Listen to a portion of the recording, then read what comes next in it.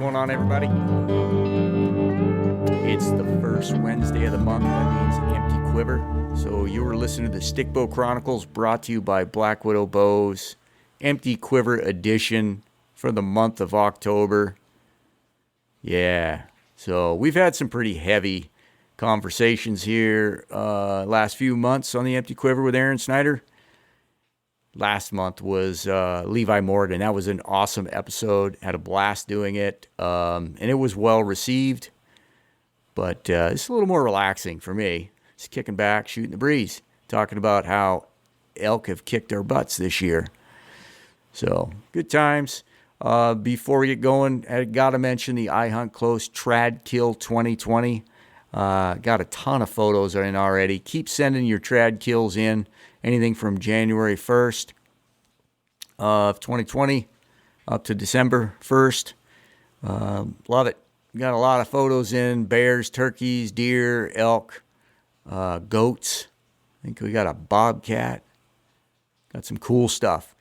Anyways, yeah, get them sent in. ihuntcloseofficial@gmail.com. I don't know who has ihuntclose@gmail.com. I don't know if he's getting any photos, or they are, or whoever it is getting any photos. Maybe they'll forward them to us. But I haven't got the time to respond to them all, but getting a bunch of them in. I've been grabbing a few of them and putting them on Instagram too. So get them sent in. Awesome. Before we kick you loose, got a favor to ask. Whatever platform you're listening on, Spotify, iTunes, Apple, whatever, Podbean, Stitcher, do us a favor and leave a 5-star review. Maybe it wasn't the intent of this podcast from the beginning to promote traditional archery, but it is in fact promoting traditional archery. I can attest to it by the amount of messages and photos and emails and all that stuff I get. So, help promote traditional archery by promoting this podcast. I'd appreciate it. That's all I got.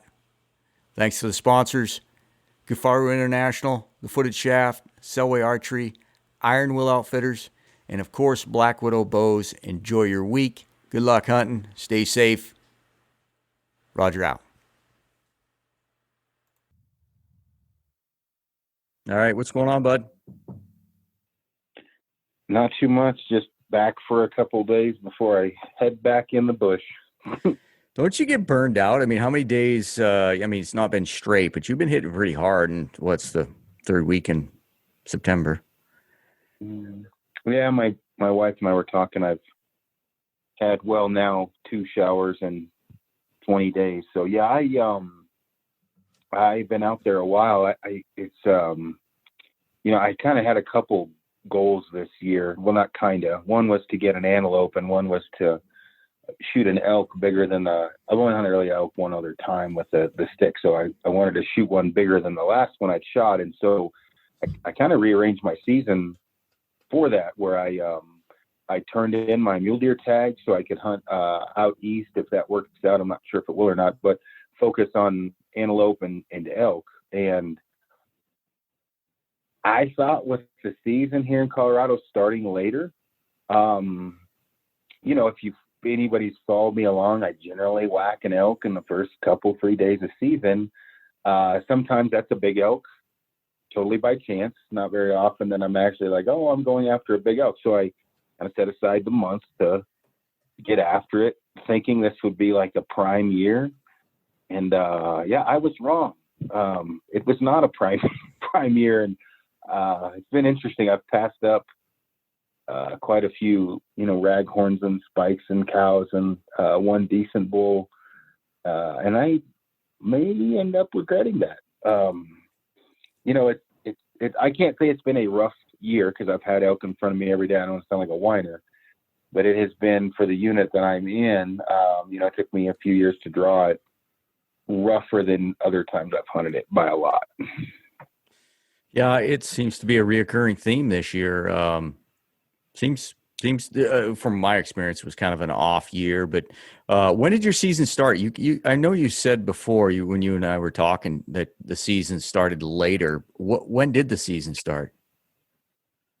So normally the season starts sometimes the 25th or 6th, sometimes the 27th, 8th of August. This year it actually started the 2nd on a Wednesday, and it goes to the 30th. So an extra week, right, before season started. It was a dry year. It seems like a lot of years when it's a dry year that they go into the rut a little late, maybe not as much action.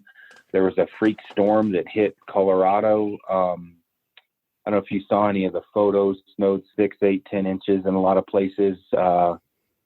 It's cold in September sometimes, but it was somewhere between 9 and 11 degrees. The one morning when we took off, my Nalgene froze solid. I actually was having some issues with water since everything was freezing solid. We had to go down to one of the elk wallows and carve a hole in the ice, and guys, I think that sometimes guys have an initial knee-jerk reaction when they see things, and they're like, I got a bombardment of messages when I got back of, that's stupid, why didn't you melt snow?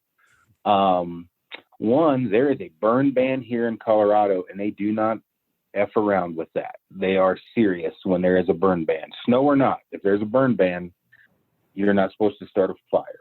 2, snow takes fuel, and if you've ever melted snow, it takes a lot of fuel. And so we've melted snow a little bit and maintained we were very conscious about the amount of fuel we were burning. And then we, in that one spot, we could pump out of that thing. And I don't really care about pumping out of a wallow too much, that and some MSR tabs didn't taste too bad. And you got to do what you got to do when you're back there, right? I think that some of the things that people, like I said, see with knee-jerk reactions, I try not to take, I don't get frustrated at it. I'm just like, hey, guys, think about this. If you're ever in this situation, you use all your fuel to make water.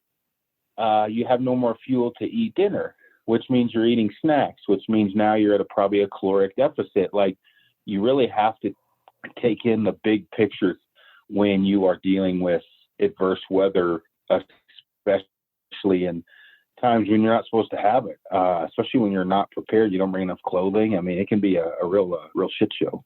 Well, I've had the pleasure of drinking out of a few walls. Now, it's a unique taste there. I don't know how much further you could have got upstream, but I saw those things on Instagram. Like, yeah, I remember that.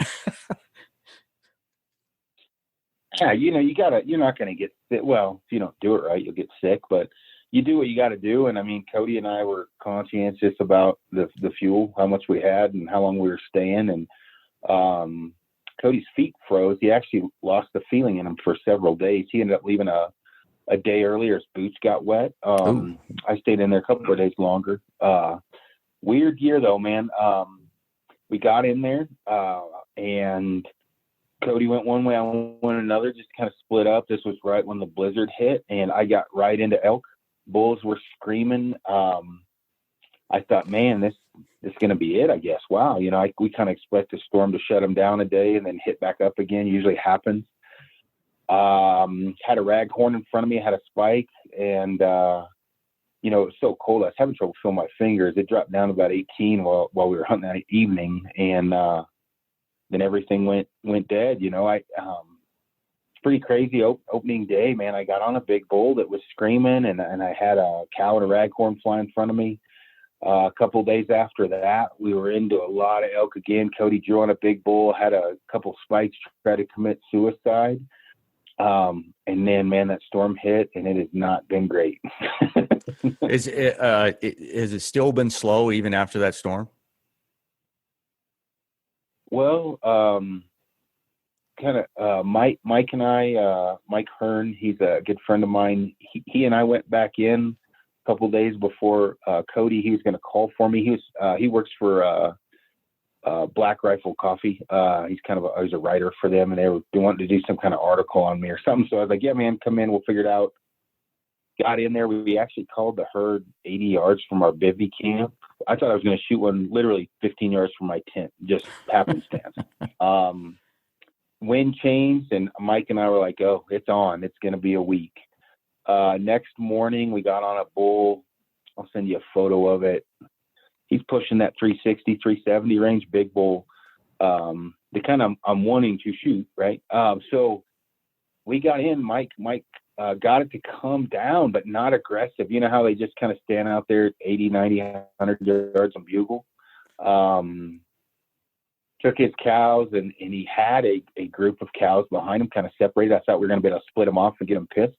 Well, we did the splitting part. The pissing off part didn't really work out, and Mike called in a 5x3. Now keep in mind, when I'm talking about passing these up, this is normally not me, and I've had guys message me like, if you didn't have the schedule you have, what would you have done? It's like, well, it's pretty simple. I would have shot the 3x4 opening day. I knew I had the time, so whether I regret that or not, who knows? Mike calls in this 5x3, good bull. He's probably 4 years old, big bodied, not big horns. To 14 yards from me, Mike was laughing and actually did an Insta story on it. It was there 5 minutes staring at me, trying to figure out what I was, what Mike was. I had that ultimate predator decoy on, and he literally, I thought, man, he was drooling. I'm like, I'm counting on my fingers and toes. I'm not going to shoot. I got plenty of time left, right? They're cranking up. This is going to be an insane week. Mike's like, no, man, good decision. We're going to get you a giant. And then everything went to shit. Just shut up. Nothing. And I'm like, man, I should have shot that bull. Dang. It is what it is. And on tough years, and like I said, I can't complain. It's just been not as good as I thought.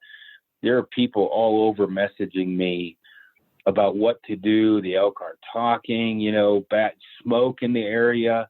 It's just been 2020's just been a shit show from hunting on up, right? I mean, who would have thought it, right? My mom's house burnt down in Oregon from fires, right? Literally, my whole childhood burnt to the ground.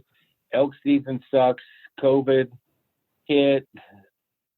God, please, Lord, will Biden does not get elected. Crazy in 2020. I just saw somebody post that they were going to move their clocks ahead right now because there's no reason of waiting. Nobody wants an extra hour from here on out in 2020. I just posted the episode, me and Jake in elk camp, and it was titled "The Karen of Elk Seasons" or something like that. It's it's just been a different year from my experience. Just been a really, really weird year. Backing up though, again, going back to that season opening up that early. So in Idaho, it's always opened up the 30th. Or depending on the unit, but that's as early as it opens up. How are you killing bulls the 25th, 24th? Are you bugling them then in August? Are you bugling them then? No, I almost prefer that time because I like being at 12,500 feet tree line. They're still on their summer feeding patterns. It's not, if you're into the whole primos rutting and bugling and glunking and shit, that's not going to happen. They'll make a little noise. But what you're really doing is spotting and stalking, almost like a kind of ambush, like a mule deer hunt, a sheep hunt. Yeah. Yep. And you get a little close, and then you can cow call, and they'll just come over, seeing what's up, right? They're not going to be screaming, and they'll be talking a little. I think in 2015, before I picked up the recurve, for example, I shot a bull. We were at 12.8, 12.7. Literally, the sun had not hit the horizon on opening day. You climb as high as you can. You find out where they're feeding. You got a very short window to do it because people blow them out. Guys get in there and start blowing on bugles and hoochie mamas and shit, and they get scared and run away. So you got a short time to do it, but it is a fun hunt if you're into it. It's more physically demanding, though. Yeah, absolutely. And I wanted to ask you, your whole season so far has been backpacking. What's a typical? I mean, how far in are you off say a trailhead? What's your standard been this year? Hunt, yeah, not too bad. About 1.5 miles, 2 miles in, and then we're walking quite a bit each day, pretty slow, methodically. We stop in midday, wait to listen to bugles in areas that we think pockets, but not the ass kicker like when we do OTC. This is the draw tag. I'd say the farthest I'm getting away is 3.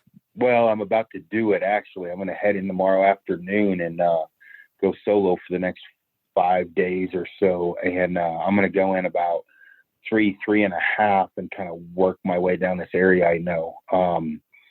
We haven't been there. And so really I'm pretty agile on my own when it comes to moving, and making tracks. I'm really just seeing if they went back into the high country. And when Cody gets off work, if he's going to meet me in the high country, the low country, or the mid country, and go from there. And you've hunted elk longer than me, right? That people say this all the time. The elk, or where you find them? Well, that is no shit, right? And you do not know sometimes where you might find them because of pressure. Yeah. Oh, pressure changes everything. This year we didn't have a lot of pressure this year. And we were able to hunt the same group of elk. And it was fortunate because there wasn't a lot of elk around. We hunted them 3 times in like 6 days or 7 days. And it was proving my point. We ended up the day before the storm come in, or the day the storm come in. I ended up, his cows were 40 from me. The bull was 60 to 80 from me. It ended up in being a really good situation. But my point was, hunting correctly, we were able to hunt the same group of elk 3 times. But once you put pressure in, other groups of hunters, somebody forces the issue and just blows them right out and into the next zip code. It changes everything. So I talk a little bit about that. Let's talk back and forth pressure. There's a few different types of pressure. There is the pressure where they think there's another elk. Wise man once told me they'll hear you 3 times, see you twice, and they'll smell you once. Yeah. The pressure of smelling, wandering through bedding areas like a jackass, blowing on hoochie mamas, that is the pressure that makes you have to pick up camp and move, right? The pressure of pressuring a herd, and maybe they see you, they get close, you miss one. That pressure doesn't really seem to bother them that much. No. You get in there farting and shitting and spitting and they smell you. Yeah, you might be moving camp pretty quickly. I try to explain that to guys. Is it worth the risk to hunt all day? When I say hunt all day, I don't mean sitting above a spot to listen to a bedded bugle. Pushing through areas that hold elk all day with a swirling wind. Is it worth the risk of blowing them out for the 1% chance to get a shot? It might be for some people. I try to hang back, keep the elk in the area for the more opportune situations personally, and you might do it different. No, exactly. You knocked it out of the park there, because there's days, Jake and I,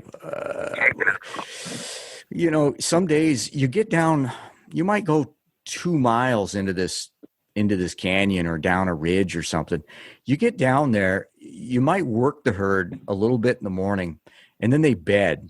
So you got 2 options. You actually got 3 options. You can try to go into their bedding area, and blow them out, most likely, because depending on terrain, and how far you're able to see, how big the herd is, chances are you're going to screw it up. Or you can just back out and 2 miles back out and go do what you got to do, or go someplace else. But chances are most of the elk are bedded at that time. So you're left with sitting there for like 6, 7, sometimes 8 hours. It's excruciating. It sucks. It's not what you dream about. It's not what you work out for. But sometimes it is what it is. And and then you're going to hunt that last hour and a half, maybe 2 hours after they're out of their bed. Maybe Chris Rowe does it different, but the chances of you pushing that or continuing to push in bedding areas looking for other elk, you're going to screw yourself. You're going to screw everybody else on the mountain. I mean, don't you agree?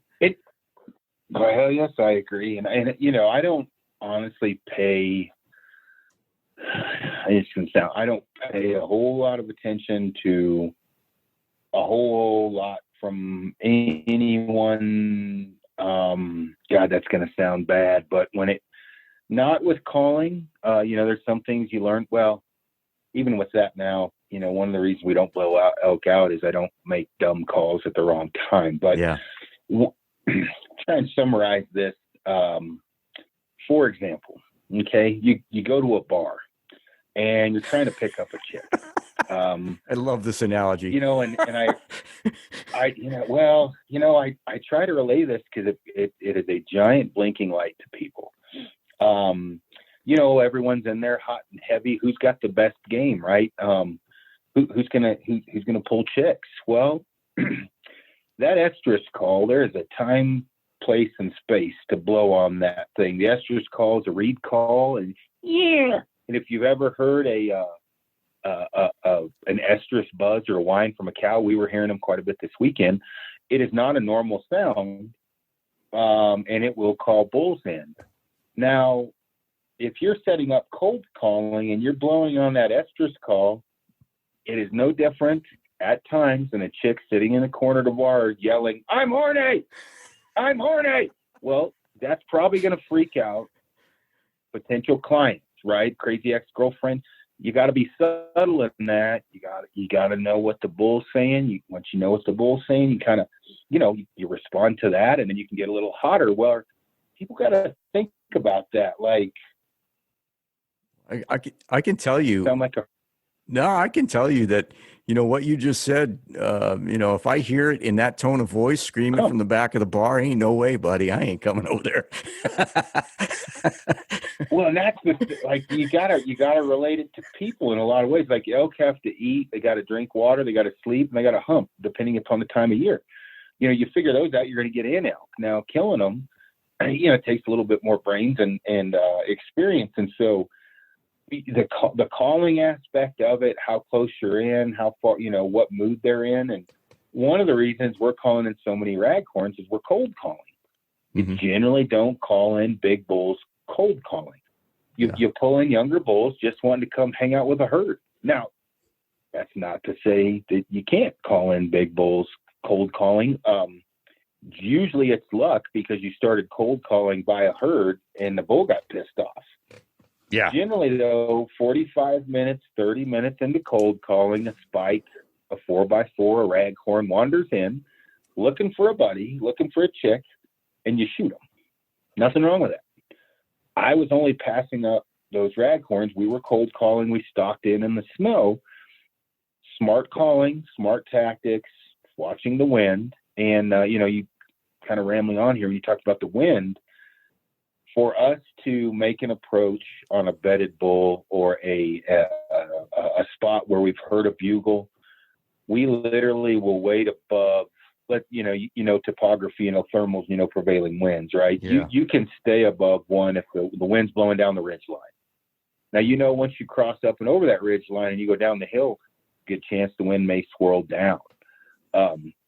Once we have a consistent wind for 15 to 20 minutes, and we know we can get to that bull in 10 to 15 quietly, 5 to 10 minute window to kill it, we may drop in there, right? And those are just numbers I'm pulling out of my ass. You get the point. If you have 5 minutes of good wind and it's 20 minutes to get to the bull, you're probably gonna blow it out. And you hear a lot of guys that are like, man, we got into them, but we just kept pushing them. I'm like, well, what time are we getting into them? Well, we were walking midday around noon, 1 o'clock, and well, you weren't necessarily technically getting into them. You were happenstance and got lucky and scared the shit out of them. Which everyone's out there to get an elk. By no means I'm just telling you my experience. If in 10 days of hunting you've seen 10 asses, you're blowing them out. So you kind of learn. I mean, it'd be no different me drop into whitetail country and start setting up food plots and shit. I don't know what I'm doing. It takes time. Talking about just moving through elk country and calling and stuff, and this happens every year, multiple times. Happens again this year, and it just makes me laugh. So there's no way you or I, or maybe South Cox is quiet enough, but when you're walking in the woods and you're moving in on a herd, you can be several hundred yards from them. Depending on the topography, they're going to hear you.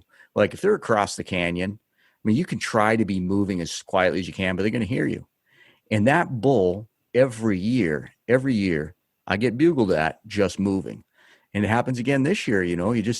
We're trying to get in on them. It's open country. It's open. Well, and yeah. And that bull, I got to apologize. My kid was running for the shotgun. There's a bird out there. He needs to make dead. So yeah, you're moving along and you're trying to be quiet to get in position. The herd's moving. You're trying to keep pace with them. And that bull, he just thinks you're another elk, maybe a satellite bull. Yeah, it's awesome. Yeah, you experience that often? yeah, well, I thought you were done there. I was just to say, we will occasionally let a cow call out when that happens. And I'm not an estrus call. Guy in front might let out a cow call. Guy in the back may let out more of a calf call. And that's it, and I'm not continuous, just every now and then while you're, especially where we're at, we hit real thick conifers, things that don't drop leaves. And then we hit these aspen groves, and mother of God, they are loud, right? Mm-hmm. Leaves on the ground, twigs breaking.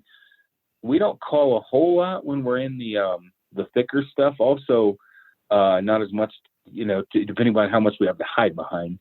But if we break a big branch, we might, just let a cow call out. And a lot of times, like you said, and this is where it comes, paying attention all the time. My buddy Mike's really good with this. He's constantly stay alert, stay alive. He'll hear a bugle, and I'm like, was that a bird or a bugle? And he's like pointing, bugle right there. And I'm like, well, at least I heard something. I wasn't quite as sure as you were. And they're just like I said, stick breaking, whatever it is. They're what are you out there, And you'll get those other bulls that they just wander around screaming, especially when it's hot and heavy. Yeah. Kind of like bugling for cows. I don't call to those until I'm really close, because they're telling you where they are. There's no reason to say, hey, I'm over here too. I try to get as close as I can before I start calling to them, because they'll scream every freaking 20 seconds. Oh, yeah. No, you get one of those where you don't have to call till you're in tight. I mean, they're doing 90% of the work for you. Yeah. And man, I remember, back in the day, like both side, and there was Big Dan Moore. I can't remember. He was the guy out of Montana, I think. Yeah, big. Dan. Dan. I shot with him several times. Dan Moore. Dan Evans. Evans. No, different Dan. Dan Evans is a trophy taker guy. Yeah. Dan Evans shoots 400-inch bulls every year. That dude's a freak. Big dude. No, Dan Moore is kind of an unknown guy. He's killed a bunch of elk in the breaks, and he was talking about he'd take guys' cow calls, throw them off of cliffs. The only way to do it is sneak in and bugle them in. Well, maybe in your neck of the woods, that shit doesn't work everywhere, right? I mean, it's different no matter where you go. And in the case of where I'm hunting, it's over a 50% bull to cow ratio. Wow. They respond to bugles, but they likes the cows because there's too many bulls. And once they get cows, they're less, they are not as likely a lot of times to do that. Oh, the fight response, you've generated this. Well, I saw it happen with the Gritty Gunman, man. We were in there on this. We ran into a guy. We were calling in this herd. I was just calling back and forth, sounding like another herd. And we were sub 100 yards, sub 120. Getting to that point where you scream on the bugle, everybody says they come charging in. Well, this special forces dude snuck over, loudest, nastiest bugle I'd ever heard, 80 yards from that bull. He kind of looked around, was like, yeah, it's September 15th. I think I'm going to live to fight another day. Grabbed all his cows, bounced. That goes against the traditional thinking of a lot of elk callers of that primal instinct. I'm not saying it's like that all the time, but you certainly need to have your head on a swivel and kind of learn the elk around. There's not one rule for anything, I guess is what I'm getting at. I've been the guy, and it's just the way I was taught, and it worked well for me for years. is, I varied my bugles a lot, but I didn't cow call much. I have a wide range of bugles that I use, and it's worked for me. After talking to Chris, man, that guy's dynamite. I really enjoyed talking to him, Chris Rowe. Um, he really piqued my interest on the cow calling, and my buddy Jake had bought one of those Phelps open reed cow calls. Yep, easy estrus. Yep. Oh man, and he was really doing that lost mew and the assembly call really good, and it worked several times, or it worked a couple times. I'd say several times. We didn't get into that many elk, but I really saw the value of that cow call this year. Probably changed what I'm going to do in the future. Yeah, and I mean, when Cody and I were calling, for example, the first day we split up, when I called that, I got on the herd and was tracking it and smelling it.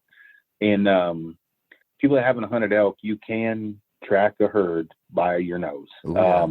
With a consistent wind. They're coming. I mean, it's no different. You smell ice cream, you smell burgers, you smell, oh God, man, that smells like steak. Well, that smells like elk, right? You figure out which way the wind's blowing, that's where they're at, right? Follow that. And you get close, and a lot of times you'll hear some cow talk. Well, where I was at, I knew they hung out on this bench above me, and I'm like, man, I hung about 15 yards off the edge of the bench, and I didn't want to bugle. I hadn't heard a bugle, and I didn't want to risk that, let me just scream on this thing and have one run in. I just kind of wanted to see what was going on. I just mewed, meow. A cow flew off that bench straight in front of me, standing at like 14 yards. And I'm like, that's a lot of steak, Snyder. Yeah, no kidding. And a raghorn flew in front of me. And you know how raghorns, they're just goofier and shit. They're running around everywhere. They don't know what's going on. I screwed up when that raghorn ran down. I pivoted to my right, and that raghorn's there like 9, 10 yards, 12 yards, just looking back. And here's where I screwed up. I knew that bull was coming. I had a pretty good idea, and I pivoted. And man, elk, no movement, right? Oh, yeah. You don't move, they ain't gonna see you. And they saw my fat ass pivot. I would pivot at 6 inches to get a shot. Dude, it's a toad. I mean, a toad of an elk. And I was like, oh, that's not good. And he just did that staring through your soul, and then and barked, which then I knew that jig was up. Now, there's two barks people need to understand. There's the get your shit and get out of here bark, and there's the show yourself bark. Yeah. The show yourself bark can be extremely effective when you bark back, because he's barking saying, hey, show yourself, right? Show me the money. The other bark is, hey, something is wrong, everyone. It's like a whitetail blowing. Let's get the hell out. Well, yeah, it's a mountain clearing event. Yeah. It's a crush your soul. This was the crush your soul bark. And they sound different too. One of them's more violent, one of them's more low and growly. He did that, and they got out of town. But the moral of the story here is maybe I would have been better off screaming on a bugle. Maybe I wouldn't. Maybe I've been just not a dumb shit and been facing the right direction. But when you're you've got these different, they weren't fired up yet, or I would have cranked on the bugle, I guess is what I was getting at. And maybe I did the wrong thing, but man, each time on these decisions that you have, you definitely don't want to take too much of a shoot from the hip decision unless you're just that experienced. Because, as an example, I mean, if you're just trying to shoot a elk, you don't want to be bugling like Phelps, right, or Charlie. Mm-hmm. They don't call in small elk, right? One of those ones you hear be at the sportsman show, and that tone at the end that scares small elk away. If you just want to shoot an elk, you probably don't want to bugle like King Dong of the Mountain. I try to relay that to people as well. That's bugling for show. We had, like I said, we didn't get into that many elk this year. It was very frustrating, but we had a classic, and it proved so many points that I try to make to people. and actually proved something to myself that I wasn't too sure of. This stuff, you've seen the photos where I hunt. It's all standing dead, fire killed timber. We had hunted this bull so it was the third time. We'd let him go the night before because we just weren't sure about getting over there with enough time and wind and stuff like that. So we come in the next morning, and he is where we expect him, but we got to cross this huge, he's got a dozen cows, and he's a 310, 320-ish bull. He's got a raghorn that's 150, 200 yards out in front of him, and they're moving away from us. We've got to cross this enormous burnt hillside, and it's all standing dead timber. You can see through it, but it's broken, right? I mean, ASAT camo and that stuff is phenomenal. Holy smokes. The brown with the black lines. Yeah. Oh my gosh. So we have to walk in the open. The sun is on them. The sun is right behind us. The sun is in their face and we're in the shadow, and we've got to cross 300 yards of this open burn stuff. And I just looked at Jake and said, man, the sun's in their face. I don't think they're going to see us. They might hear us. So we covered that 300 yards, just, methodically, getting across there, not, trying not to be quick about it. We get into the bottom. Now he's hearing us and he's bugling at our footsteps. So it's working in his head like, hey, there's elk over there. He doesn't know if it's a bull. He doesn't know if it's a cow, but he's getting agitated. They move out of the, we're 250, 300 yards from him. At this point, they're moving out of their a wet, lush wallow bottom onto a bench where I'm assuming they're going to bed.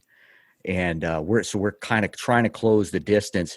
We get into a draw now, just on the other side of this wet stuff. They're 150 yards above us, and for some reason they turn around. They're coming back down to the lush. So in his head now, he has heard another elk walking. He doesn't know who it is. His cows end up 40 yards from us. He's 60 yards to 70 yards on the other side from us, but on the other side of the cows. Textbook. I could have just sat there. If the wind had been steady, I would have just sat there and waited to see what would happen. But it was kind of swirling in that bowl. And so I elected to rip a bugle because I needed something to happen fast. I was afraid of the wind. And, super cool. He just pins his head back and screams. I would have thought he would have rushed because we were close to his cows, but he started glunking, swung in, and pulled his cows out of there and was gone. But it proved to me like using the sun to your advantage. I knew he would bugle at our footsteps, and it would eat on him, not knowing what we were. And then I thought that the bugle was going to be the right call, but it wasn't. And unless you do everything right, or unless you kill them, you think you always did something wrong. So it is what it is. Oh, yeah. Well, and I mean, with everything that we're talking about, and I by no means to pretend to be a professional elk caller. I just know how to get into elk and try not to do anything stupid. But I, like with Chris Rowe, he makes a lot of sense. I mean, Phelps, obviously. There's a lot of other guys out there, but the one thing that is, that is certain is if you do what the elk are doing, most of the time you're going to be okay. So if you mimic about what the bull's doing, you're probably going to be okay for the most part, but not always. So if you bugle and a bull fires right back, and then you respond with a bugle and he's close enough and he fires back again, he might be hot and heavy. He might come in. If you just get kind of a bedded bugle, right, and a lazy bugle, you're probably you're not you don't, when you get those, you really don't want to fire back unless you're super close with this crazy ass, deep growly chuckled bugle. You got to kind of see what they're doing. Now there's times we've been cold calling. Well, Cody and I did it, started with nothing. 30 minutes into cold calling, we just lit up the world. 6 bulls ended up coming in screaming around us. No kidding. Doesn't always happen. Dude, shit happens. Sometimes you don't expect it, man. We were kind of like, we had one like little dink bull come down to me. He was like a 3x4 with a 24-inch main beam at like 28 yards. And Cody looked over at me shaking his head like, don't shoot that thing. And we were quite a ways in. And right behind Cody in the willows, a big bull pipes off, and the willows must have been blocked. How it didn't smell Cody, I don't know. I see Cody fly over to me. We already know what we need to do. And all that commotion of 2 fat dudes running around, a couple elk screaming, and dude, the whole world just erupted. Had a spike come into like 7 yards from me, which Cody's quite certain I was going to pinwheel. Had 2 bulls fighting. The moose came down right just from us cold calling, got the world erupted, and we weren't doing anything crazy. We were just sounding like a herd of elk, little rubbing on willows, little rubbing on trees, some cow calling, bugling back and forth, not aggressive bugles, just, hey, we're here. But, again, man, like I try not to do anything too stupid as a guest when I'm cold calling until I start getting responses from bulls. And once I do, that tells me how fast, because of the terrain and what they're doing, how far away they are, how fast I can move in, how much noise I can make doing that. Meaning, you can sound like an elk. You don't want to sound like a fat white dude running straight at them or whatever color you are, right? In my case, white dude.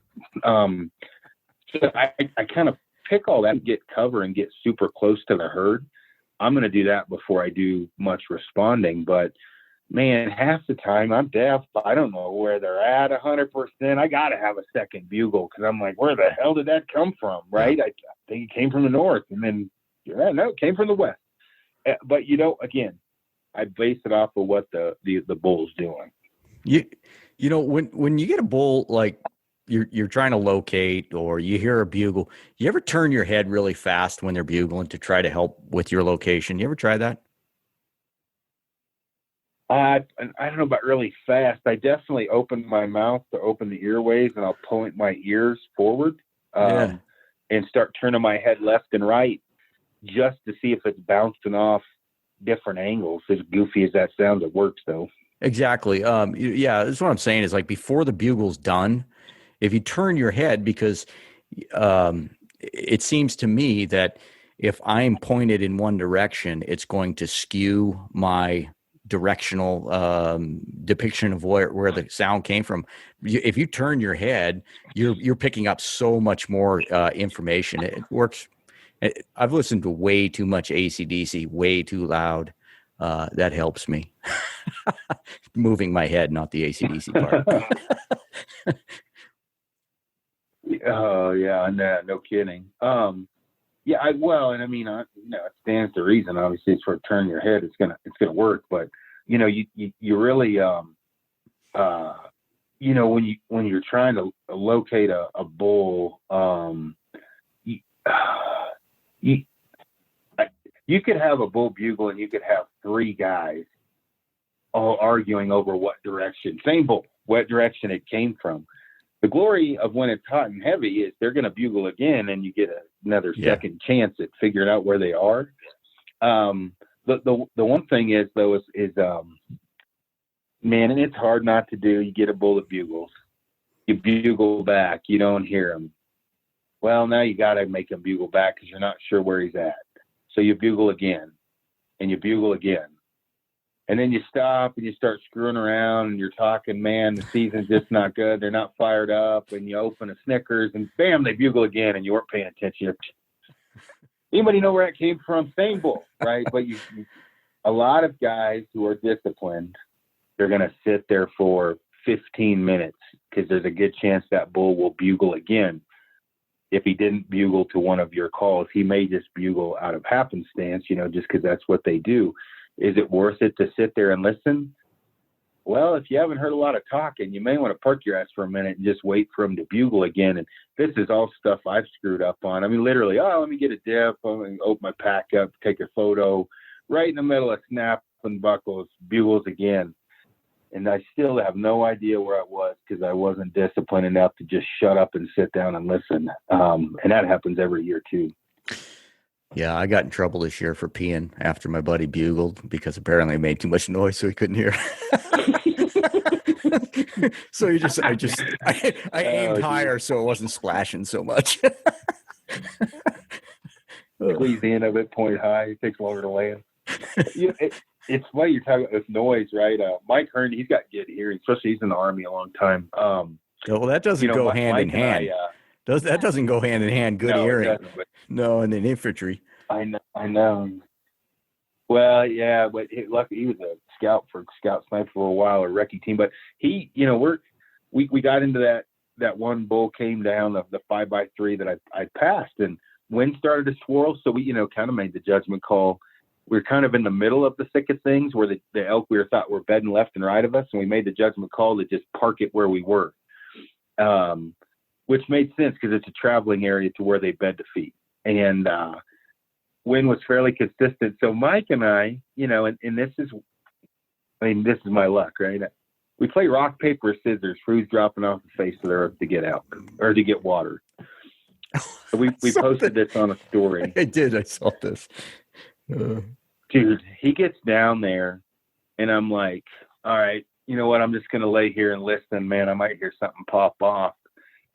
Hear a bugle straight up the canyon going straight to Mike. And, he didn't have cell service. And I'm like, dude, is that coming to you? Is it coming to you? Let me know. I'll bomb down. So poor Mike is taking like artillery, or he's like doing artillery simulation. He's in the wide open when that bull bugles, and he's sprinting with like 15 liters of water on his back up a 35-degree slope, nothing but grass, trying to just get to Aspen. And he get, because I was wondering by the time he got to me, Mike's in shape. He was like panting like a dog. He's like, dude, I just sprint across that grass. And I'm like, ooh, that is the steepest part of that climb too. And I was like, how close? He's like, dude, I filmed the cows. Like, I didn't get a good look at the bull. He's like, they drank out of the creek where I freaking filled up in the bottles. And I'm like, ah. So I'm like, all right, man, I'm going to drop down. You stay up here, see if you can hear him. I'm going to drop down. I said, bugle every now and then, cow call, see if you can get him to crank off. Well, man, they went on across the other ridge line, and I'm like, you know what, I'm going to run these things down. He's obviously cranking. Well, man, I took 15, 20 yards across the other side of that creek, and the wind was blowing up. It was 2 o'clock in the afternoon or whatever. And, I guess the moral of the story, don't be lazy. Always have your bow and go get water. Because I would have killed that bull. He walked right to Mike. Well, how many times did you get? How many times you walked over the ridge? It's happened to me. Is leave your bow. Well, I'm just going to go over here and let a bugle out, and some freaking wild eye. Dude, I don't anymore. Yeah, I don't anymore either. I don't because of that. Let's talk about that. Cody is really good cold calling. He keeps his bow in his hand all the time. Stands up almost the entire time. How many times have you been sitting there and your buddy blows a cow call to say, "Hey, how's this sound?" Your bow's 6 feet from you, and here comes a bull or a cow, freaking right? Running in. It's, yeah. You always. I'm not saying you can always keep it at the ready, but keep it in arm's reach. Keep your finger tab where you know what it is. That's one thing. I got my can out, my finger tab out, my phone's out, my inReach is over here. I got my food out. Where the hell's yard sale? Yeah. Oh, yeah. And that hasn't happened this year. That water incident happened, but one of the other bulls that we called in, Cody and I got set up on the honey hole, and I said, I told Cody, I said, man, I'm going to have the upper hand hanging down low with us with cold calling together. They're probably going to loop down. I said, but man, the bigger bulls seem to hang out up high. I said, if a big one comes out, shift real quick. We got cover because he can shoot farther than me. We're calling, and we cold call 30, 45 minutes, almost guaranteed every time, 30, 45 minutes when they come in. So we hit 30 minutes, and I'm like, all right, I'm going to grab a dip quick and open my pack up, grab my camera. I no sooner unbuckle the first buckle in a 3x5, 4x3, whatever it was, flies across this field right at the edge of the wind line straight at me. I was smart enough. I propped my bow up with an arrow nock in arm's reach. So luckily he was running when I pivoted. Cody's looking down and this thing's standing at 9 yards looking. And I'm like, and dude, I don't have the best knees in the world anymore, or anything for that matter. I'm in not a good position. I'm like, okay, I can kill this bull right now, but there's got to be a herd close by. And I'm like, something else is going to come. Well, he looked at me for so long. Finally, he just got bored, and Cody was still calling, thinking something else might come in. And finally, he just had enough, turned around, and walked off. But if I wouldn't have my bow leaning up and laying on the ground, he came too fast. I would have never been able to pick my bow up. But luckily, I had it propped on a tree with an arrow nock. And people screw that up all the time, including myself. I don't so much now because I screwed it up enough. Do you use one of those little arrow holder things on your bows? I don't, but I have a springy rest, and that spring holds it on there. Yeah, I love that little rubber thing. The other thing is I got after Drew for a while there. I'm not an innovator at all, but to have something to stick in the ground, something light, stick in the ground and have it grab your lower limb, because that is a huge problem. Very seldom do I find the right tree to lean my bow up against. You damn sure don't want your bow laying flat, because number one, your broadhead's going to be in the dirt, and then you got to pick that thing up and rotate it 90 degrees. I wish somebody had come up with something I can stick in the dirt, something small, just have on the outside of your pack, and it grabs your lower limb, so you could just have your bow at the ready. And dude, it'd about be worth packing that thing on a backpack hunt in the slower times, because truly, one of the things I'll do is I'll get on a root wad with the log coming out. Yeah. At the right level I can shoot from. I get my pack against the root wad, so I got good back cover on the root wad, usually if it's teeing off on a tree. But the bow problem is where it's at, where, truly, if you could sit there where you're in a good erect position, you're not hunched over, you're comfortable, and then you can put your calls right beside you and your bow's right there, it'd be worth to pack it in, especially in the slower times. When you're running and gunning, it's different, but how often unless you're on the hill ranch or, someplace you and I can't afford. I'm picturing something really light, something plastic, just pushing the ground, and it's got a couple of offset arms to it, just, really small. You just slide your bow in there and it just kind of falls forward a little bit. Somebody will listen to this and make that and give me one, please. You take the patent. Yeah, no kidding. I tell you, I talked to Barklow a couple days ago. I guess it's been slow in Montana too, as well as obviously Idaho. We were laughing about the amount of messages we got because of the weather, because he and I do a lot of, clothing survival type podcasts, and man, it crushed some dreams. And I'm not going to mention anybody's names, but the 3-season tent, the 4-season tent. Why don't you bring a tarp all the time? Is the stove needed? For me, I brought a Hilleberg Acto. There's one, a burn ban in Colorado, which if you have the spark arrestor, you can technically burn it. 2, we're camping pretty close, so kind of a cold camp. It's loud, the stove can be as close as where we thought we might have camped. And in a lot of ways, I should have brought a sawtooth and a stove. In other ways, the Acto was fine. 4-season shelter is pretty warm inside. I had a lot of guys running. I'm not going to mention other shelters, backpacking type shelters.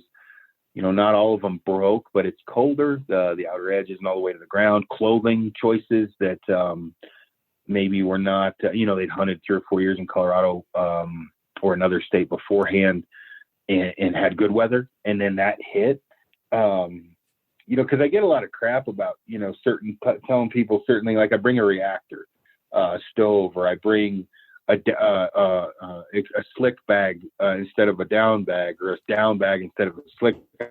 I make very methodical gear choices. 11 degrees on September 7th will remind you why you want to pay attention to gear. Man, that's pretty cold. In talking about backpacking, the reason why I asked you in the beginning is how many miles you're going in. So you're saying like 1 or 2 miles. How many people talk about going in 4 miles. I mean, you're going in there, you're waking up and it's 11 degrees. The amount of gear, and then you've got to get an elk out. Yeah, I mean, here you're seasoned. You know what you're doing. 1 or 2 miles. You hear other guys going in, 4 or 5 miles. Like, what are you going to do? I will say, I will go for solo if it's downhill. Downhill, hiking out. Downhill, and you've got downhill, and you've got phone service. Yeah, no kidding. The service is most important. Meaning downhill for the pack out. Gradual to little bit steeper downhill for the pack out. I'll go in 4 miles because I can pack out in 2 trips an elk. And maybe 3 with my gear, downhill at that distance if I have to, not waste any meat, no problem. Taking a toll on my body. For the most part, though, 2 miles is a long way to go with an elk, and people don't understand that. And, mathematically, let's say it takes most people 4 trips solo, which I'd say is pretty realistic with gear. Oh, yeah. So you're talking, from 2, 4, 6, 8, 10, 12, 14 miles. Is that right? Something like that. Can you do it? Yeah. 2 miles is doable. I really start to caution people when they say we're going 7 miles in elk hunting, because I've packed bulls out that far, and I really don't ever want to do it again. Ever, anyone, ever. And I train for this. I live out here. Yeah, and there's a world of difference between a spike and a 4 or 5 or 6 year old bull. Let alone, well, they're as big as you're going to get, but there's a big difference between a spike and a mature bull. Yeah, well, let's talk about that. I'd say the spike, that one in front of me, was 275, 250 pounds, about the size of a big mule deer. You average about 30% of meat, of what deboned meat, of what is on when the animal's on the hoof. So 100 pounds, 30 pounds, 260, 250 pounds, you're going to be at 75 pounds of deboned meat, roughly. No problem on a spike. 75 pounds, pack that out in one trip. You get into a 3.5-year-old bull, you're looking at, depending upon where you're at, 400 to 500 pounds. Would you say that's realistic? Some of your bulls get bigger. Those North Idaho bulls get bigger. Yeah. Just it's dependent on the feed. It's dependent on the feed, big time. Different years. Yep, exactly. But let's roughly, let's say 400 to 500 pounds for a 3.5-year-old bull. So do the math. It's 150 pounds deboned meat, maybe a little bit more. Still not out of the question. 6-year-old bull, 600 to 700 pounds, you better start thinking ahead. You've gone to plaid. That is going to take some planning. If you're solo, you need to make sure you've got cool spots to hang the meat up. Physically, you better be ready for a long day, maybe 2. Time constraints, all of those different things. And so I'd say the worst pack I'd ever had was with Colton. He shot a bull. We were 7 miles in. We packed it out in one trip. I wasn't right for quite some time. It was downhill the entire way. I had 178 on me. He had 182 on him. Get out. And that's ridiculous. These aren't bullshit numbers. We weighed it. I literally got to the trailhead and laid in my underwear on my truck for 30 minutes. My body I wasn't thinking, correctly. I wasn't, I was trying to do math in my head, checking my cognitive skills, working with my hands.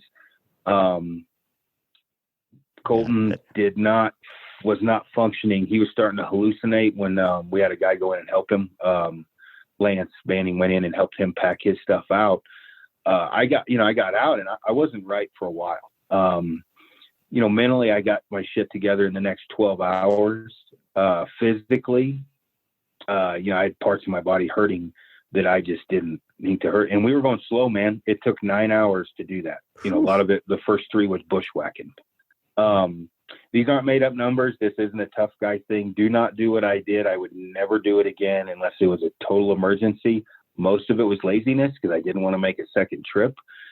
I got the pack on my back, and I thought, if I go halfway, that's enough. I'll camp there. I've got all the food in the world. I can stay as long as I need to. I have my gear with me. That's what made it so heavy. I had all my gear. And I thought, you know what? If I got to take 2 days to get this thing out, it'll take 2 days. I am not climbing back up this damn mountain. What has that done to me long term? You know, I mean, and like I said, I trained for this. People have to think about that, because you twist an ankle with that much weight on your back, frick. it's a broken ankle. Yes, absolutely. Yeah. Absolutely. You know, we've got a hole that we've never gone in, never had to go into. Been tempted. This year was so slim pickings. There was a bull down there, and like there always is, and he was growling and chuckling. It was the only thing we had going. We damn near went in there. We brought a camp halfway down, and set it in the saddle, and then went further down in there. And I got to look on. I mean, I've thrown some numbers around. It's 2,500 to 3,000 feet from the truck to where that bull's at. And a lot of it is straight down, but then the top is a gradual, 2 miles of uphill, mile and a half, 2 miles uphill. And fortunately that bull didn't bugle, but we talked about this, that podcast just released an hour ago. There's places that you just shouldn't go, right? It's hunting too hard. You can go in there and kill them, but then what are you going to do? And I've been in those situations when I've seen people go in way deeper than they should have, and I've told them not to. They go in, they kill something, and I said, man, I can't help you. That's just physically impossible. We're in snowshoes, we're in 4 feet of snow. I told you not to do it. I don't know what to tell you, man. There's just I always call it hunting too hard. There's just some bulls or some deer or, whatever. Just let them be, because you're gonna wreck yourself and might have a sour experience. Just smile and move on. Yeah, and I think what happens when you're young and dumb, or old and dumb, and you don't know what you don't know, and I'm including myself in this because I've done it. You're in your mind, you're thinking, it's an elk. I came out here for an elk. We can do anything. And it makes sense until, you've got 80 pounds up your back and you're grabbing tag alders and shit and pulling yourself out of there and knowing you got 3 more trips. And Clay Lancaster, he talks about it with mountain goats. He's like, there's some goats you can kill and there's some goats you don't try and kill. Yeah. Because they'll kill you. Yeah. Yeah. Same thing with elk. It may not kill you, but I bet you'll waste some meat. And I've heard of guys doing it. I've talked with guys that have done it. They felt bad. They're like, man, I physically couldn't go anymore. I had to leave. Meat, I feel horrible. They're like questioning hunting. And I'm like, yeah, just don't be a dumb shit. Yeah. Don't do it again. You don't ever want to have to leave meat. What's that saying? Writing checks that your ego's writing checks that your body can't cash. There's a fine line between hard ass and dumbass. Yeah. I'm gonna add the tagline though, all for the gram though. Yeah. I couldn't do it, but I tried for the gram. I tell you, some of the man, I don't want to get on the gram too much, but the 60 vertical mile thing, right? I mean, mathematically, a seasoned hunter, you can do the math pretty quickly, right? Like, when Colton and I packed that out, I didn't believe what we had done. So Frank and I hiked back in there and measured it out. And Frank, when we got to the truck, said, you are out of your fucking mind. I am never hunting in there with you. And Frank is tough. He's like, dude, it's not worth it. And I'm like, dude, I didn't know what we were getting into. Like, on the map, it didn't look that bad. I was like, seriously, man, on the map, I thought, boom, through the, get a little bit of bushwhacking down the trail. We'll hang it up. Well, whatever. Yeah, man, bad move on my part, right? And so when someone says, if and maybe they have, but a 5 mile, you kill a bull 5 to 6 miles in, and even with 2 guys, man, that's a minimum of a 20-mile day. Oh yeah, yeah. 15 to 20 plus.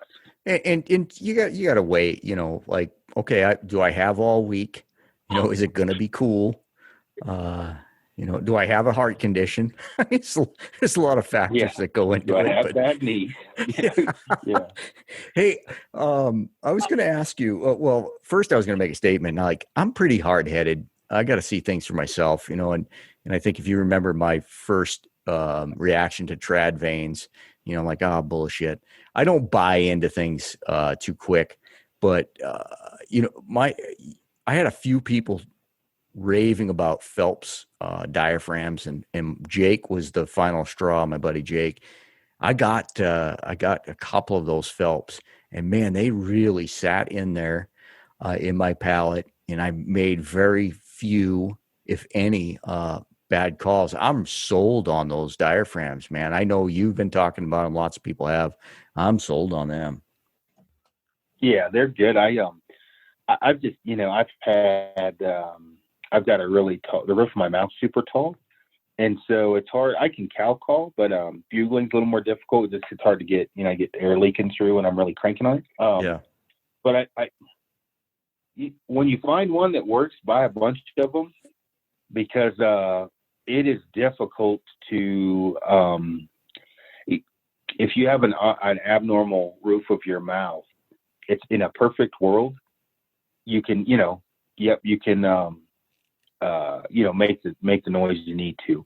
When you're shitting your pants and your mouth is dry, that's when it really matters, right? Mm-hmm. And so once you get one that fits the roof of your mouth, it's important.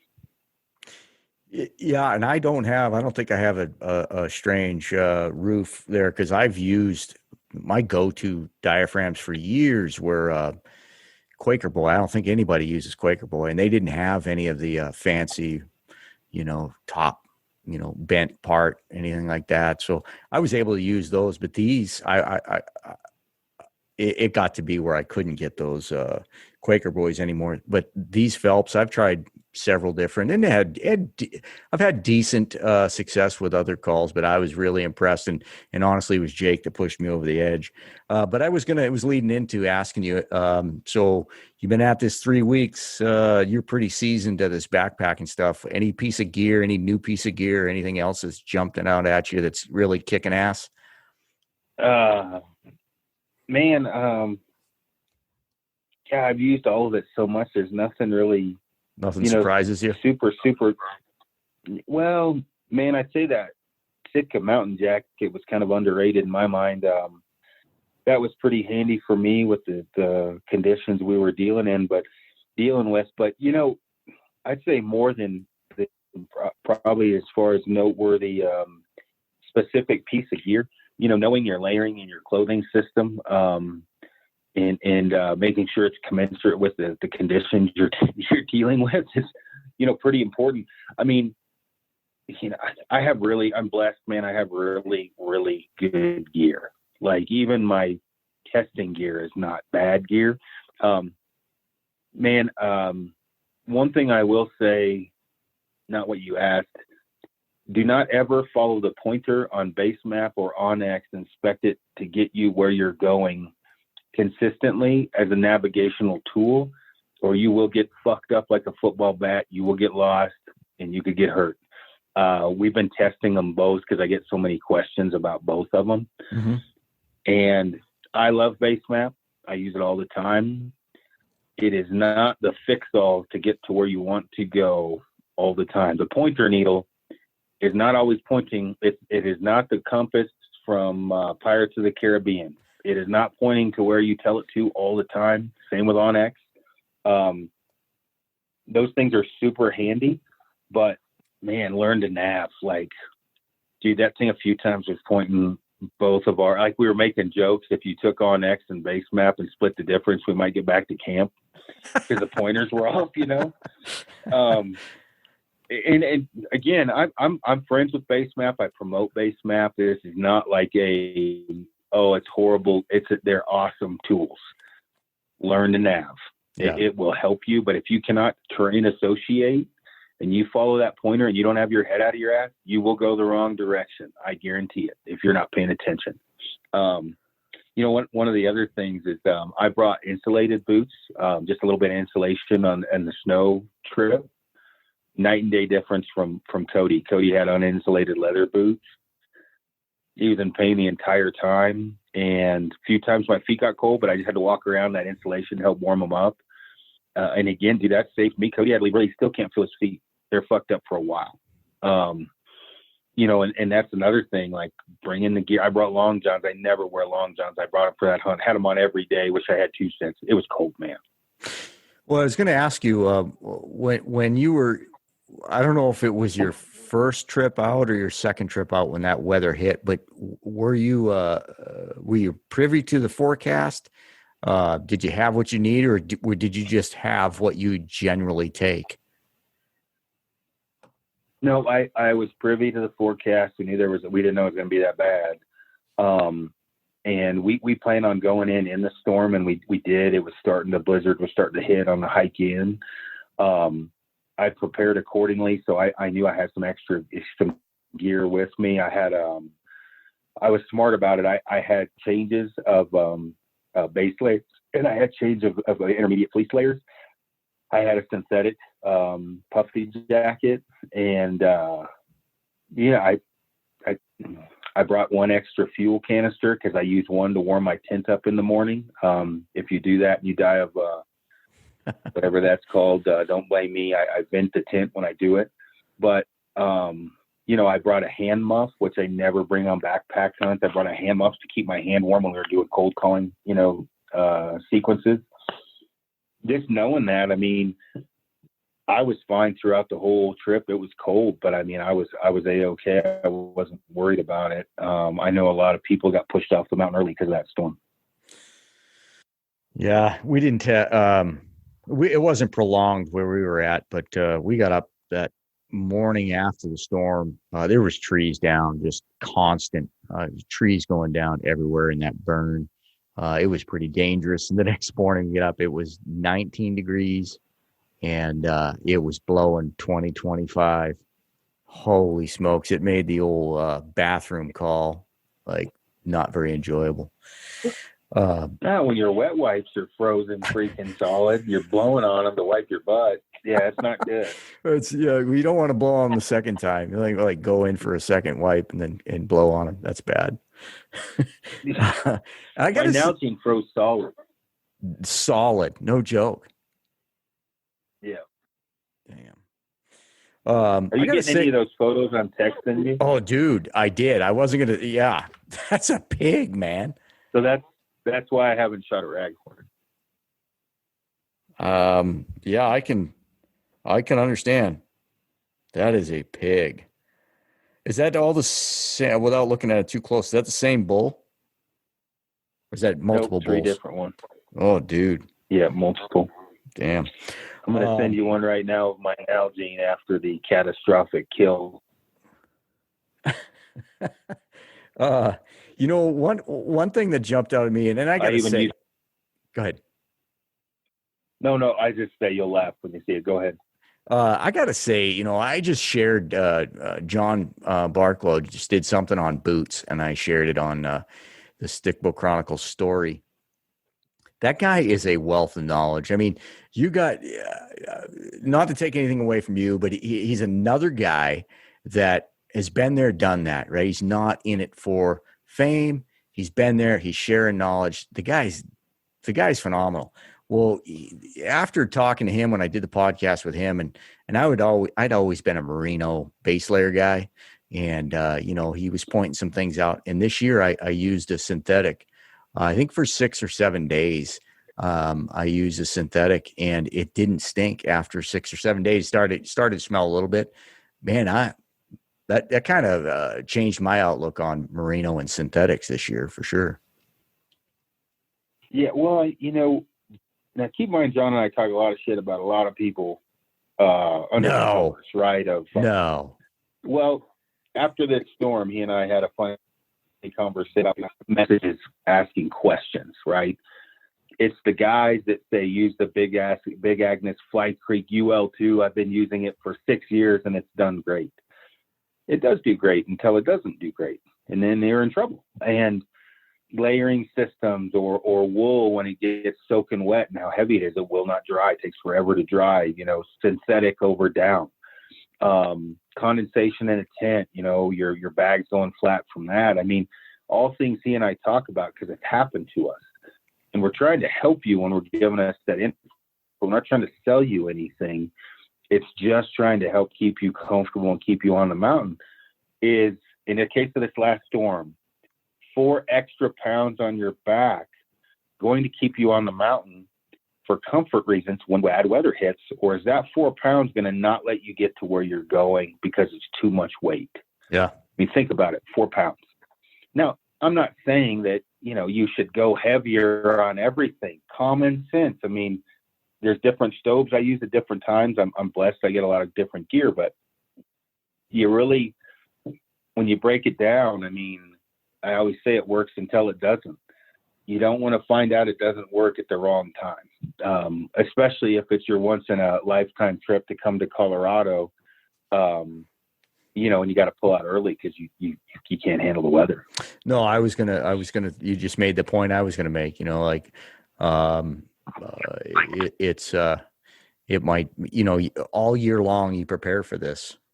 And whether you're coming from Missouri or New Jersey or you live in state, we prepare for this all year long, and it'd be the shits over 4 pounds to have to, cut your 7-day hunt or 10-day hunt short.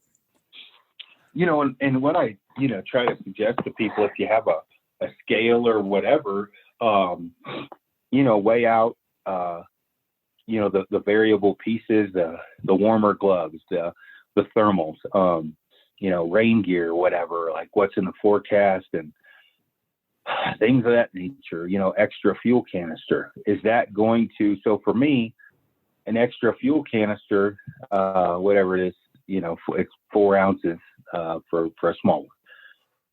Is that extra fuel canister going to keep my hands warm in the morning and make it easier for me to get out of bed? So on and so forth, in comparison to not bringing it. Was that 4 ounces worth it?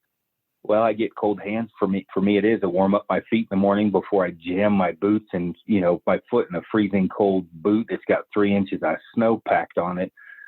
Those are the things you really want to weigh out. Sometimes there's things you're not going to bring. Sometimes there is, but you don't want to follow the ultralight backpacker mentality in extreme mountain hunting conditions, because you'll go home early, especially if you've never done it before. If you've already done it before and you're listening to this and say, I've done this forever, I've never had a problem. You still got some time. How many days you got left? Till next Wednesday, not this Wednesday coming up, but next Wednesday. So my plan is to go ahead. No, I was just going to say you got 10 days or so, something like that, eh? Yeah, I'm going to go into work tomorrow. I got 3 different fairly important meetings. Make sure everything's taken care of there, and then I think I'm either going to have my wife drop me off. She's been a saint through this whole thing because I'm gone a lot, and she's had to pick me up a couple times in different points. I came out way far from the truck, and going to go in probably tomorrow afternoon and head up super high, work my way in about 1.5 miles, set up my first camp, see what I see, start working my way down the ridge line. We've got some food cached about 3.5 miles from where I'm taking off from. Not deep, but that's the distance I'll have to travel. See what I can find, leaving kind of the honey hole alone. And then Cody's going to meet me Wednesday or Thursday in there. And then, either he'll meet me or I'll meet him, depending upon what I find. And not going to be passing anything else up at this point in time. I think I passed 9 bulls and spikes up. And good Lord, don't let a 500-pound lead cow walk in front of me on the hike in, because it may be a quick hike in because he's going down. That's awesome, man. Well, good luck. Good luck. It's been, gosh, you see Randy Cooling, you see several of these guys that, they had, seems like it's been a rough year across the country. Although I'll say, after we're doing this podcast, I didn't see a lot of elk this year, and you're seeing tons of elk there in Colorado. Again, looks like Colorado gets the thumbs up.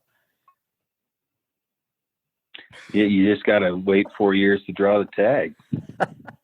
You are hunting over the counter, right? Oh yeah, that's all I do. Yeah. Yeah. So I drew the tag. I mean, honestly, as much crap as you and I talk back and forth, wherever you go on over the counter, you're going to run into people. You're going to have, potentially call shy animals. You're going to be piss pounded. You're going to have to get smarter, work harder, no matter, where you go. The thing was, at one time, Colorado had more number. Well, we still do, more elk than Idaho. Idaho had less people. I don't know that that's the case now. Yeah. Idaho's getting pretty overpopulated. Yeah. I got a funny story for you. There's some guys from Wisconsin that show up every year, and I love seeing those guys. Dad drives around in one of those UTVs and looks for grouse. He doesn't hunt elk, and he's having the time of his life, and his kid's rough hunting. Love seeing those guys. I look forward to it every year. But this year I was up there, and I mean, if you can picture a burn where trees are constantly falling in the road, and they're super, super sharp, and you're 3.5, 4 hours from pavement. I've had sidewalls punched. I've had air valves cut. You take it slow. Well, I had this rig come steaming up like it's on the expressway, steaming up behind me like he's going to pass me. And I kind of pull over and I'm irritated by now because he's riding my ass. We're in the middle of nowhere and you are riding my ass. And so I let him by and I'm like, you don't even know where you're going, bro. They were from Pennsylvania. There was 3 or 4 of them. They spent 4 or 5 days up there. I never saw them out of the truck, and they left early. And a guy that I know ran into them, and they were just like bewildered, like they didn't know, like, wow, this is really steep. Like, what the hell did you think? Yeah. Thanks for your money. No, that's no. That I was just gonna say that's there's a lot of that happens here where I'm sure the DOW just loves guys like that. You head out and you think you got a plan, and you tell yourself you played college or high school sports or whatever, and then you get out there and you're like, sweet baby Jesus, this is nothing like I thought this was going to be. It's not easy. It can be, but the guys that you see, and there's nothing wrong with it, that are heading in, to private ranches and whacking big elk and staying in a big wall tent. That's generally not the reality. I mean, even me this year, this was a 4 or 5 point unit. I guess it was 5-point unit. You can draw it in 4 sometimes. Not having the easiest, time in the world, having fun, lots of elk, more than on an OTC tag. But that, the Hill Ranch, what's that, 20-30 grand or something? That tag in Utah, I think it's 30 grand, 20 grand. I mean, to get what you see with some people online costs, as much as a car. And you're not going to get that all the time. People have to know that. No, that was a pretty good tag that Randy Cooling drew, right? Where's he? Down in 20 some years took him to draw. Yeah. That was a bummer. Yeah. Oh yeah. Well, I mean, you get tags like that, you hope for the best. It just doesn't always, pan out. I mean, Randy was into elk every day. It's just, 23 years. I mean, you don't always, it's not doesn't guaranteed. always work like you hope it will. No, 2020, man. Yeah, no kidding. So, well, man, I'm going to go hang out with the wife. I appreciate you having me on. Right on.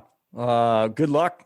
This will drop after you kill a bull. So, good luck, man. Or a cow or a spike. Yeah, no problem, man. I'll keep you posted. All right, later.